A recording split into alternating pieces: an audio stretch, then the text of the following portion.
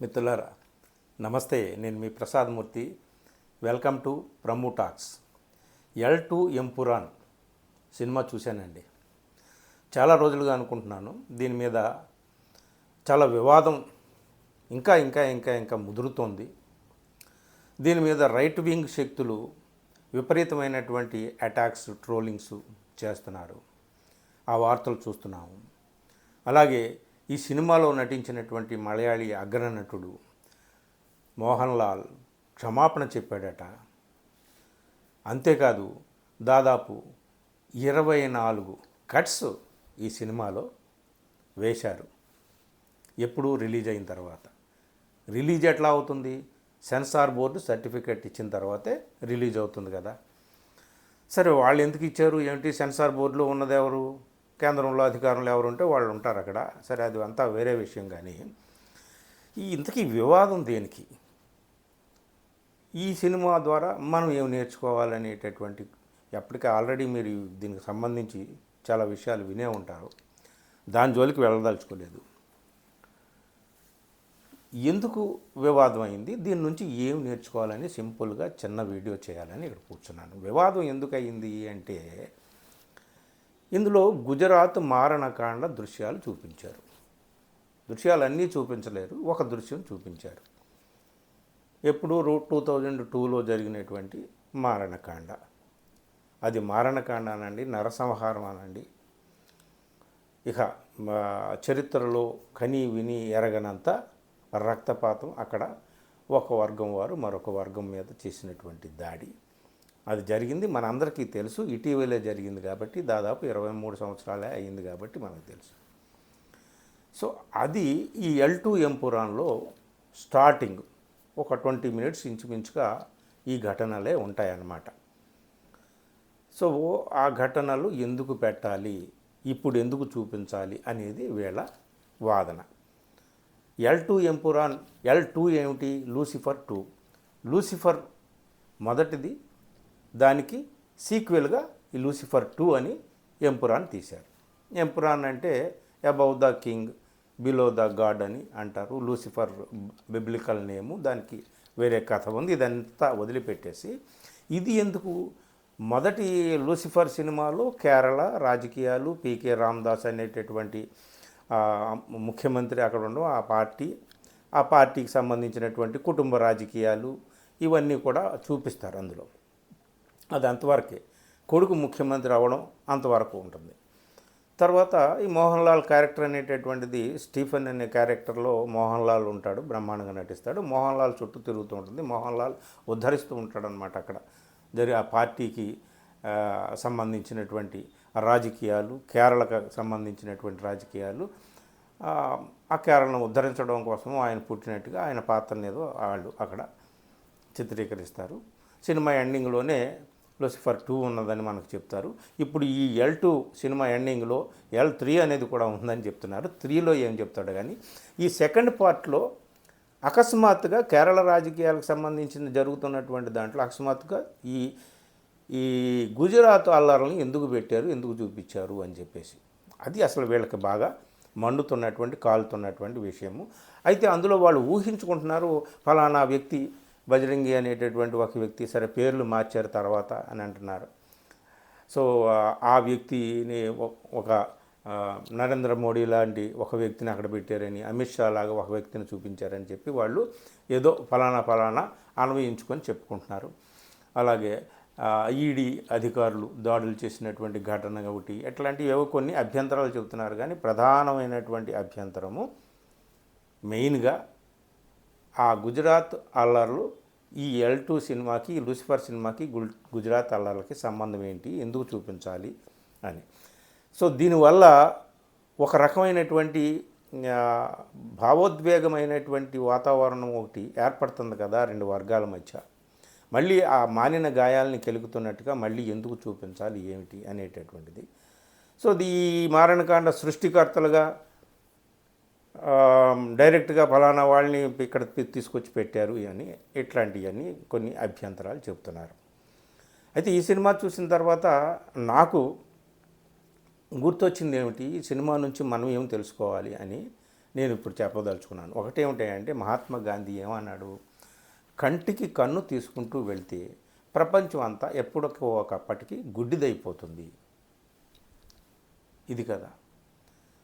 So అంతకుముందు మహానుభావుడు గౌతమ బుద్ధుడు ఏమని చెప్పాడు, పగతో శాంతించదు, శాంతించును ప్రేమ వలన అని చెప్పాడు. ఇది కూడా గుర్తొచ్చింది. ఇంకొక విషయం గుర్తొచ్చింది ఏమిటంటే బైబిల్లో ఒక గొప్ప వాక్యం ఉంటుంది, he who lived by the sword will be died by the sword. కత్తితో జీవించిన వాడు కత్తితోనే మరణిస్తాడు. ఇందులో కూడా ఏమిటంటే ఇందులో తీసుకున్నటువంటిది ఆ గుజరాత్ మారణకాండలో కొంతమంది ఆ ముస్లింలు, అమాయకులైన ముస్లింలు, ఒక హిందూ ఒక మహిళ, ఆమె కాస్త ధనవంతురాలు, కోట అది ఉంటుంది, ఆమె దగ్గరికి ఆశ్రయం కోరి వాళ్ళు పరుగును వెళ్తే వాళ్ళకి ఆశ్రయం ఇస్తుంది. ఆశ్రయం ఇచ్చిన ఆమెను కూడా దారుణంగా చంపేసి వాళ్ళందరినీ కూడా క్రూరంగా చంపేస్తారు చాలా. సో ఇందులో చూపించినటువంటి దృశ్యాలు, కట్ చేసినటువంటి విషయాలు, ఇవన్నీ కూడా కట్ చేయకముందు చూసినటువంటి వాళ్ళు చెప్పింది ఇవన్నీ కూడా చూస్తే ఇవన్నీ కూడా మనం విన్నాము, చదివాము, వార్తా కథనాలు, హృదయం చెల్లించిపోతుంది, గుండె చల్లాచెదరైపోతుంది ఆ విషయాల్ని మనం తలుచుకుంటే. నిండు గర్భిణి పట్ల వాళ్ళు వ్యవహరించిన తీరు. బిల్కిస్ బానో ఇప్పటి వరకు తిరుగుతుంది కదా కోర్టుల చుట్టూ, తన మీద సామూహికంగా అత్యాచారం చేసి తన కుటుంబాన్ని అంతటినీ కూడా దారుణంగా హత్య చేశారు ఆమె కళ్ళ ముందే. ఆమె బతికే ఉంది కదా. సో ఇవన్నీ ఇప్పుడు ఎందుకు చూపించాలి అని చెప్పేసి వీళ్ళు అంటున్నారు. కానీ ఇందులో ఈ సినిమాలో ఆ మొట్టమొదట, తర్వాత మళ్ళీ రాజకీయాలు అంత వ్యవహారం మళ్ళీ వెళ్ళిపోతుంది. ఎండింగ్లో ఒకడు వస్తాడు, ఆ మొట్టమొదట అమాయకులైనటువంటి ముస్లిం అమాయకులకు ఆశ్రయం ఇచ్చిన హిందూ మహిళను చంపివేసి వాళ్ళందరినీ కూడా ఎవరైతే క్రూరంగా చంపివేస్తాడో అతన్ని భజరంగి అని పెట్టారు, పేరు మార్చారు. సో అతన్ని పృథ్వీరాజ్ సుకుమారన్ వచ్చి అతని చివరలో నేనే చంపుతానని చంపుతాడనమాట అతన్ని. ఎవరతను? ఆ మొత్తం మారణకాండలో అందరూ కూడా హతులైపోయి క్రూరంగా హత్య చేయబడి రక్తపాతం నెత్తుటి మడుగులో కొట్టుకుపోయిన తర్వాత ఒక కుర్రవాడు బతికి బట్టగడతాడు. వాడే చివరికి వాళ్ళందరినీ చంపిన ఊచకోత కోసినటువంటి ఆ మతోన్మాదిని మట్టు పెడతాడు చివర సినిమా ఎండింగ్లోకి వచ్చేటప్పటికనమాట. అట్లా తీసుకొస్తాడు. ఎందుకు అసలు దీనికి ఈ లూసిఫర్ సినిమాకి సంబంధం ఏంటది ఇది అని అంటున్నారు. అయితే ఇందులో ఈ సెకండ్ పార్ట్లో ఇతను చెప్పదలుచుకున్నది ఏమిటంటే కేరళ రాజకీయాలు, దేశ రాజకీయాలు ఇవన్నీ కూడా మమేకమవుతున్నటువంటి తరుణంలో రాజకీయాలు, మతము, వ్యాపారము ఇదంతా కలగలిసిపోయినప్పుడు ఏమవుతుంది? అంతా రక్తపాతమే అవుతుంది, అంతా విధ్వంసమే అవుతుంది, అంతా దారుణమే అవుతుంది. ఇది మనం చూసామని చెప్పడం కోసం, మన కళ్ళతో మనం చూసాము మన దేశంలోనే అని చెప్పడం కోసం ఈ సెకండ్ పార్ట్ని దానికి అంకితం చేసి ఎందుకు చేసుకున్నాడు అని అంటే అతను కొన్ని సీక్వెల్గా కొన్ని సినిమాలు సిరీస్గా తీయదలుచుకున్నాడు. రాజకీయము, మతము, వరల్డ్ ఆర్డర్లో ప్రపంచ శక్తులు ఏవి శాసిస్తున్నాయి ఇవన్నీ కూడా ఏవో చెప్పదలుచుకున్నాడు. నెక్స్ట్ పార్ట్లో ఇంకేదో చెప్పదలుచుకున్నాడు. సో దీనికి వీళ్ళు కంగారు పడిపోయారనమాట. ఇందులో అయితే నేను తెలుసుకున్నది ఏమిటంటే ఇది, కంటికి కన్ను అంటే గుడ్డిదైపోవాల్సిందే లోకం, కత్తి పట్టుకొని జీవించిన వాడు కత్తితో మరణించాల్సిందే. అలాగే ఆ అమాయకులైనటువంటి ముస్లింలని ఊచకోత కోసినటువంటి వ్యక్తి అలాగే ఊచకోత కోయబడ్డాడు చివర. ఇది ఇందులో చూపించింది. ఈ సందేశం ఇవ్వడానికి అండర్ కరెంట్గా ఇందులో చూపించాడేమో అని చెప్పి అనిపిస్తుంది. అలాగే కేరళ రాజకీయాల్లోకి మతం ఎంటర్ అవ్వడం, కావాలని తన తండ్రి పార్టీని విడిచి వేరే పార్టీ పెట్టుకొని మతతత్వవాదుల్ని తన రాష్ట్రంలోకి పిలిచి వాళ్ళ అండతో మరొక 5 సంవత్సరాలు అధికారంలో ఉండడానికి అతను ప్రయత్నం చేసేటటువంటి ఒక రాజకీయ నాయకుడిని కూడా ఇక్కడ చూపిస్తాడు. అంటే క్రమక్రమంగా ఉత్తరాది నుంచి దక్షిణాదికి ఏ మత కలహాలు కల్లోలాలు లేని సామరస్యపూర్వకంగా బతికేటటువంటి ప్రాంతంలోకి కూడా మతాన్ని దింపుతున్నారు, రాజకీయంలోకి మతాన్ని కలుపుతున్నారని చెప్పడం కోసం అండర్ కరెంట్గా ఈ సినిమా తీసినట్టుగా అనిపిస్తుంది. అయితే సినిమాని నువ్వు ఏ కళ్ళతో చూస్తావో ఆ కళ్ళతోనే అదే విధంగా మనకు అర్థమవుతుంది. దీన్ని ఎందుకు పెట్టారు అని కాదు, ఇదిగో ఇందుకు పెట్టాడు, దీని నుంచి నువ్వు తెలుసుకోవాల్సినటువంటి పాఠం ఇది.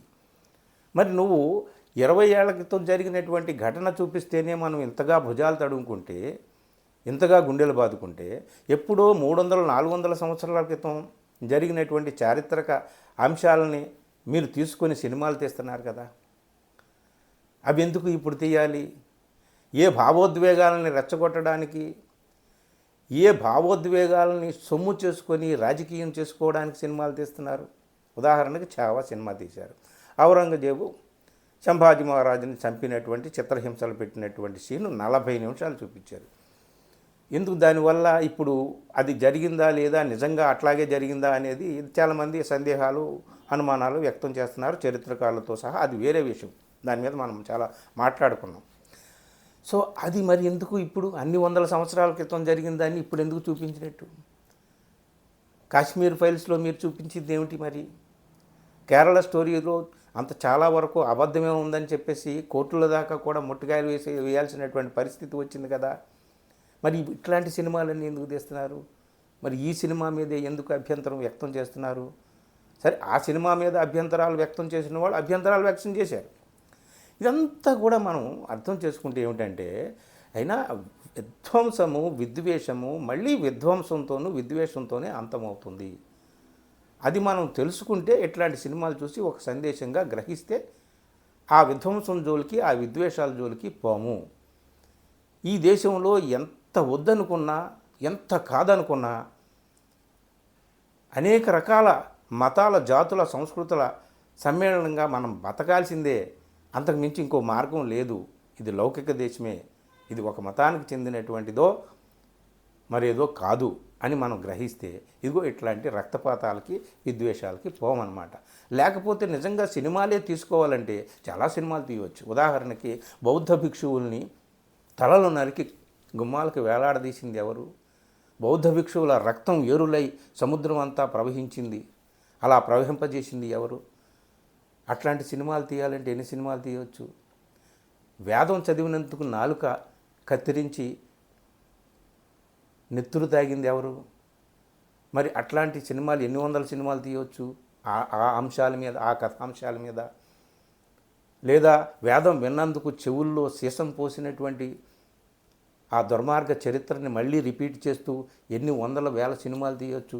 ఇలా సినిమాలు తీసుకుంటూ ఒకరిని ఒకళ్ళు కొట్టుకుంటూ, తిట్టుకుంటూ, విమర్శించుకుంటూ, ద్వేషించుకుంటూ కాదురా నాయన. నువ్వు ఒక దుర్మార్గానికి ఒడికడితే మళ్ళీ అదే దుర్మార్గం నిన్ను కబళిస్తుంది, జాగ్రత్త. దానివల్ల ఇగో ఇట్లాంటివే పుట్టుకొస్తాయి. దానివల్ల తప్పనిసరిగా నువ్వు రక్తపాతానికి ఒడిగట్టావు కాబట్టి అదే రక్తపాతానికి మళ్ళీ అదే రక్తపాతాన్ని కోరుకునేటటువంటి కొందరు పుట్టుకొస్తారు. ఒక కుటుంబాన్ని అంతటినీ కూడా కోల్పోయినటువంటి వ్యక్తి, నరరూప రాక్షసులు తన కుటుంబాన్ని అంతటినీ, సమస్తాన్ని కూడా రక్తపు డేరుల్లో ముంచి వేసినటువంటి ఘటన కళ్ళారా చూసినటువంటి ఒక వ్యక్తి ఏమవుతాడు భవిష్యత్తులో? బుద్ధుడవుతాడా? గాంధీ అవుతాడా? లేకపోతే ఒక టెర్రరిస్ట్ అవుతాడా? ఏమవుతాడు? అందుకని అలాంటి అవకాశాలే లేకుండా సామరస్యపూర్వకంగా, శాంతిగా బతికితే అట్లాంటి దుర్మార్గులు, దుష్టులు, టెర్రరిస్టులు ఈ భూమి మీద పుట్టరు. అలాంటి వాళ్ళు పుట్టడానికి అవకాశమే లేనటువంటి వాతావరణాన్ని కల్పించేటటువంటి కళలు, సంస్కృతి, సాహిత్యము, వీటిని మనం పెంచి పోషించాలి, వీటిని మనం కాంక్షించాలి, ఇట్లాంటివి మనం నిర్మించాలి. ఈ L2M పురాణంలో నేను తెలుసుకున్నది ఇది, మీకు అందరికీ చెప్పాలనుకున్నది ఇది. కత్తితో జీవిస్తావా? కత్తితో మరణించాల్సిందే.